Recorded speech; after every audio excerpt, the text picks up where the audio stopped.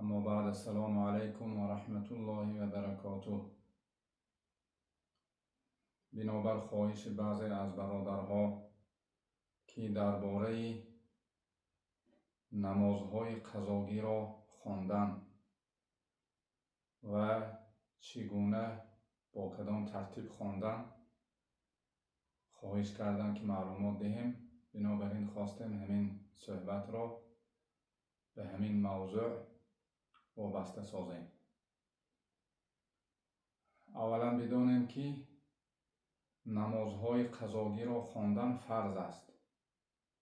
خواه قضاگی سهوان باشد، فراموشی کتی یگان عذر کتی قضا شده باشد، و یا اینکه قصدن و عمدن باشد،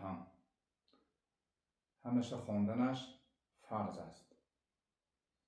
که این بنابر قولی جمهوری فقهای مذاهب اربعه است، به استثنای خوارج و تکفیری ها که آنها خواندن قضا را مهم نمیدانند.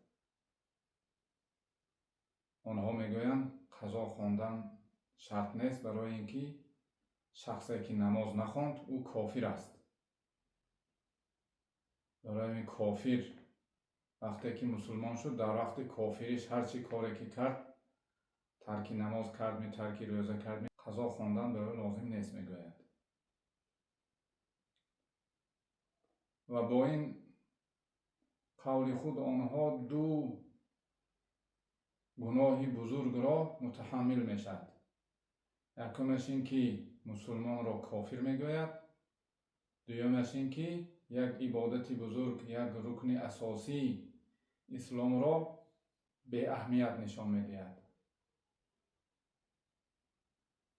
برای همین هر کسی قضا داشته باشد، چگونه قضایی که نباشد، حساب کرده وقت یافته همون قضاگی ها را از ذمه باید ساقط گرداند. پیامبر خدا صلی الله علیه و سلم گفتند: من نسی صلاتا او نام عنها فکفارتها ان یصلیها اذا ذکرها.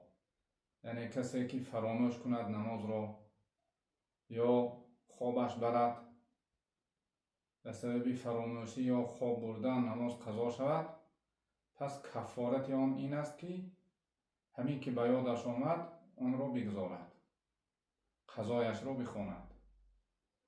وقتی که یک شخصی که معذور است، یک عذر کتی نمازش قضا شد، خواندن آن شرط و ضرور که باشد، آن کسی که بی عذر ترک کرده است، به طریق اولا شرط و ضرور است که قضای آن را بخواند. پیامبر علیه السلام گفتند: فدین الله احق ان یقضی. یعنی پس قرض خدا سزاوارتر است اینکه قضا کرده شود، ادا کرده شود، از ذمه ساقط گردانیده شود. یعنی همین نمازهایی که چند مدت قضا کرده شده است، خوانده نشده است، ترک کرده شده است، و به ذمه قرض شده میماند، قرض خداوند. خیلی که قرض بندگان را ضرور است که ادا کرده شود، قرض خداوند را لایق و سزاوارتر است که با خواندن قضاگی آن از ذمه ساقط گردانیده شود. البته توبه و استغفار کردن شرط و ضرور است. به سبب ترک کردنش نماز را بی پرواگی کردن، یعنی البته توبه و استغفار مهم است، اما باید حد امکان قضاگی ها را نیز بخواند و تدارک حال خود نماید. اکنون یک مسئله مهم دیگر که دایر به همین خواندن قضا، همین قضاگی ها را به ترتیب خواندن فرض است. چخیلی که در کتاب مختصر الوقایع میگویم: فریض ترتیب بین الفروض الخمسه و الوتر فائتا کلها او بعضها. یعنی با ترتیب خواندن فرض است. بین فرضهای پنجگانه و ویتر خواه همش قضا شده باشد، خواه بعضش قضا شده باشد. یعنی فرض کردیم که همین 5 وقت نماز قضا شد با همراهی ویتر، یک روزه نماز.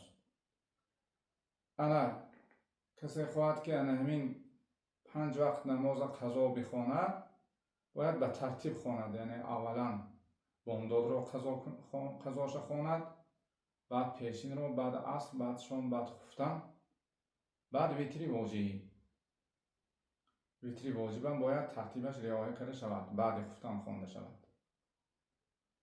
یا بعض این 5 وقت نماز کلش نه، بعضش قضا شد. فرض کردیم پیشین و شام قضا شد. این دو قضا را که خواندنی باشد، اول پیشین را باید بخواند، بعد شام را بخواند. عکس کند، یعنی اول شام بعد پیشین کند، درست نمیشد، باید اعاده کرده شود. مگر در 3 حالت همین ترتیب ساقط میشد.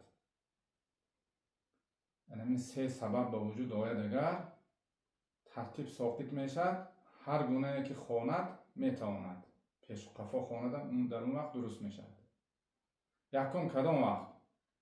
الا اذا ضاق الوقت، مگر هر وقتا که تنگ شود وقت.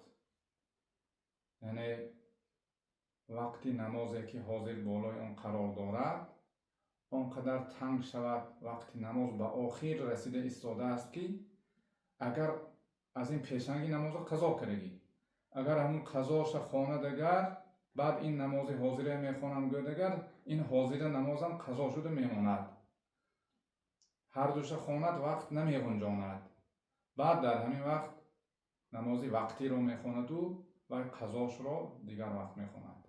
یعنی فرض کردیم که خفتن نخوند، وقتی بامداد شد، وقتی بامداد به آخر رسیده ایستاده است، یعنی آفتاب برآمدنش به همین 4-5 دقیقه موندگی، اگر خفتن قضاش خوانده بعد بامداد خوانم گوید، اگر بامداد قضا میشد. در این صورت ترتیب ساقط است. یعنی نماز بامدادی وقتی رو میخواند، بعد دیگر وقت خفتن میخواند، در همین چه ترتیب ساقط شد.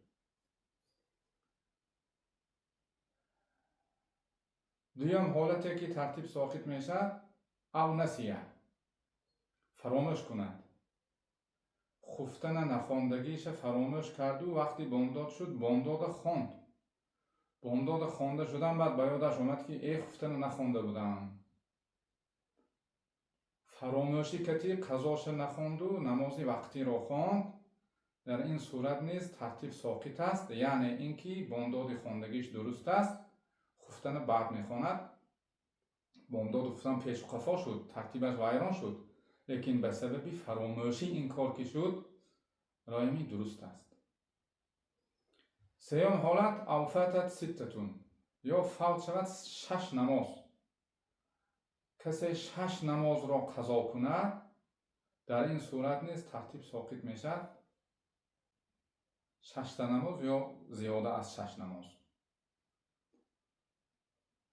من مثال همین نمازی بامداد قضا کرد تا خفتن 5 نماز، باز این بامدادی آینده هم قضا کرد 6 نماز شد.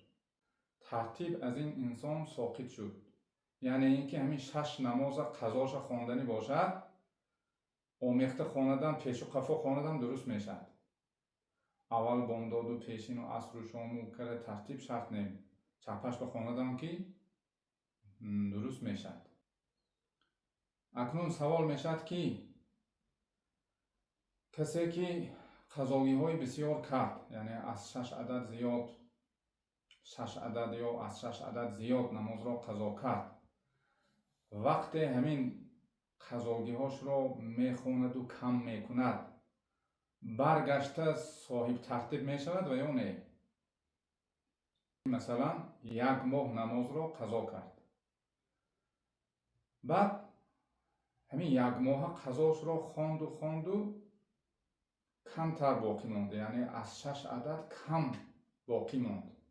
همین 2-3-4 عدد نماز قضاگیش باقی موند. همین آدم با گشته ترتیب رعایت کردنش شرط میشد و یا نه؟